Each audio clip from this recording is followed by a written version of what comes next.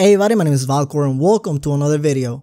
Now for this video I want to talk about Dauntless and the recent post on the Dauntless website. It specifically talks about lore and the background of Ramsgate, and I just want to go through the post with you guys and hopefully, just speculate a little bit and just have some fun with this, and I hope you guys enjoy it. So let's just jump into it. The world of Dauntless is untamed, uncharted, and unforgiven. Many enterprising explorers set out to find new lands for settlement, only to be met with their ends in the clutches of a behemoth. It's no wonder very few islands have given rise to larger settlements. Enter Ramsgate, the edge of the frontier and the tip of the spear in the battle against the behemoth threat. It is here that Slayers forged their legend. Ramsgate was founded by the Shattered Isle's most intrepid explorers, those brave enough to push back against the behemoth and establish a foothold in their land. Alright, so in this first post, we can see a little bit into the background story of Ramsgate and what it means for the Slayer and what it means for this world of Dauntless, essentially. Why is Ramsgate so important? It tells us who created it and essentially why it was created. This also gives us the feeling of urgency, the feeling of if you're here to accomplish something more important than just killing monsters. You're here to forge your legend, essentially, and you're here to make great things happen for this world. That's what I can get from this. Also, one thing I want to speculate about this specific paragraph is it says, it's no wonder very few islands have given rise to larger settlements. Essentially, it's telling us that it's been almost impossible or pretty much impossible for other islands to have their own base or their own town or whatever you want to call this. Think about this. It could mean that as we progress through the story, or as let's say that we get a new expansion or something in the future of the game,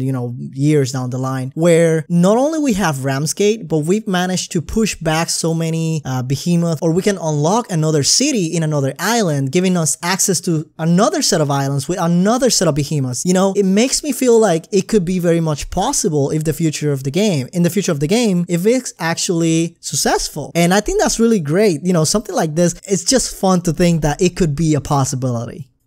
And let me tell you guys, the artwork in this post, I think, is the best I've seen yet. I think it goes with the description. You can visualize what they're saying just by looking at the pictures in here. And I think they're making a great job with this. So let's continue going through the post. Those brave enough to risk their lives in the fight against the behemoths make the journey to Ramsgate.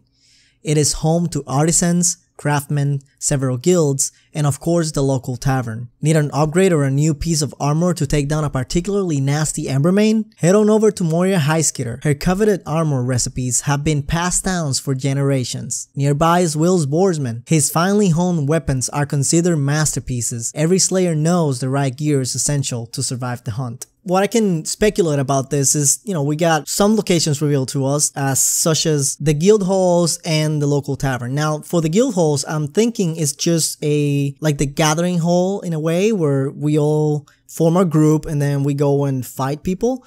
It could be something different, and it could be like a space for your own guild. Maybe like you have like a little instance area where your people can gather together, the ones in your guild and stuff like that. Maybe with a limit of people. It could be something else entirely, but as far as I can think, that will make sense. That will make the more sense to me. Now, the local tavern, it could be sort of like the Monster Hunter kitchen where you go and if there's gonna be like food buffs for the hunt, then you go over and you eat a combination of meals and stuff like that, and then it gives you like attack boost or something along those lines, and then you go into the hunt, you use the buff, and when you come back then you have to go and do it over again. I mean, it'll make sense since, Monster Hunters is an inspiration for this game. I think that will make the most sense for me. And also, we got revealed that we got two smithies. There's gonna be one that's gonna be focused on armor. And here's the thing. It says, her coveted armor recipes have been passed down for generations. So one thing that I'm thinking is, it says armor recipes. Does this mean that we'll have to unlock a recipe and sort of like buy the recipe from her and then craft the armor somewhere else or ourselves? Or does this mean that she has the recipes and she crafts the armor, sort of like Monster Hunters does? However, what makes me think that way is that they're separating the armor from the weapons. They have an entirely new vendor called Will's Boarsman for the weapons specifically. So to me, it'll make sense that we go to this NPC and we buy the recipe for Drask armor, I don't know, or Embermane armor, and then we craft it ourselves, or we take it somewhere else to be crafted. that would make the most sense. However, knowing this type of game, she could very well just have the recipes herself, and then we just have to unlock the recipes by acquiring armor parts and then giving her to her, and then she craft the weapon, or the armor actually. And then the same goes for Borman. Maybe he goes and you give him the essence or the parts of the behemoth, and then you actually craft the weapon with him. So I don't know, it doesn't really make sense why separating the two unless there's something behind the actual, equipment that you want to craft. Alright, so moving on with the post. Need to add some special flair to your equipment? Pay a visit to Gregario Flint, Ramskate's stylist. He offers several dyes and cosmetic options to help you stand out whether you're walking through the streets of the city or locked in battle. Many slayers seek out Arkandru and Aethersmith for his arcane knowledge. He has unraveled the mysteries of Aether and can help slayers unlock powerful materials used for crafting. Alright, so for this one we're talking about the customization to make your gear look different than other slayers in the same place. Essentially, we want this because I don't know how many times you play a game and at the end of the game everybody looks the same and it's like everybody has the same thing, so it really doesn't appeal to a lot of people that everybody looks exactly the same. So I think this was introduced back in the day when Transmog was introducing WoW. I think a lot of games started to do that as well. I think that was a nice feature because you could actually make your slayer your own or make your character your own and look different from others. And a lot of people, like myself included, I don't like my character to look like a piñata, having different colors for every single part. So having this option of, dyeing or cosmetically change the equipment, even though you have one particular piece equipped, you can make it look like another. That's actually great, and that's actually gonna be awesome. Or maybe even just dye everything to the color that you want, and that's probably make it match. And some people will be fine with that, and that's great. I think it's great that we have this, and I think we already knew about this because we've seen previous posts. And the main important thing about this one is about Arkandru. He is pretty much a core NPC where it comes to progression. While you fight the behemoths and you loot them, you will get these things called, I think it's called chroma cores or something like that. Once you get this, you have to go to him and he will turn it into Arcanite, as we saw from a previous post. And essentially what Arcanite does, it keeps the essence from the behemoth that you're fighting. Like, let's say you're fighting an Emberbane, then you get a fire, and if you're fighting a Pangar, then you get like a ice core, and then you can use those particular elemental attributes to upgrade your weapons. And that's pretty much gonna be a very important piece on upgrading your weapon, because it depends what you're gonna fight. I'm guessing it depends what weapons you want to have. Like, you don't want to fight a Pangar with an ice weapon. You want to fight him with a fire weapon, if that makes any sense. So I think that's very cool that we got some more information on this.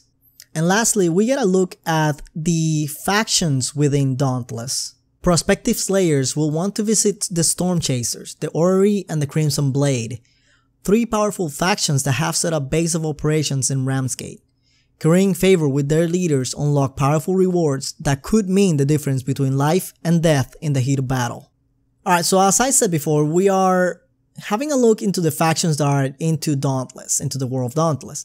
And to me, it makes me feel that we're gonna have to grind reputation, and hopefully we can grind with the 3 of them. We don't have to be locked to one, because it wouldn't make sense to have only one character per account and then he'll be locked to a certain faction, unless you could create multiple characters and have one go through the Crimson Blade, another one through the Storm Chasers and the Orrery, and get the benefit from each. However, if with one character you could grind them all, in turn it will mean that it will take forever to grind the reputation, and I don't think that's necessarily bad, because at the end of the day you want to keep coming back to the game, you want to keep playing the game, and having a certain goal to achieve is actually what's gonna have you come back. So I wouldn't mind having to grind all 3 reps and having to unlock certain rewards for each one, but I also wouldn't mind having multiple characters, one per each, faction, and just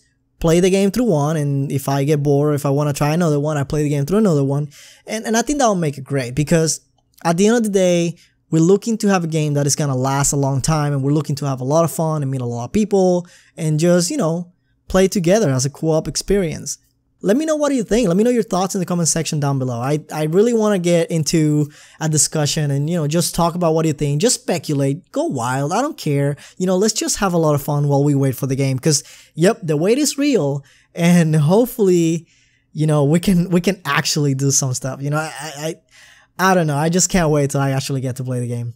If you like this video, hit that like button. If you're new to the channel, hit the subscribe button. And also let me know your thoughts in the comment section down below. As always, guys, I've been Vahlkor, and I'll see you next time.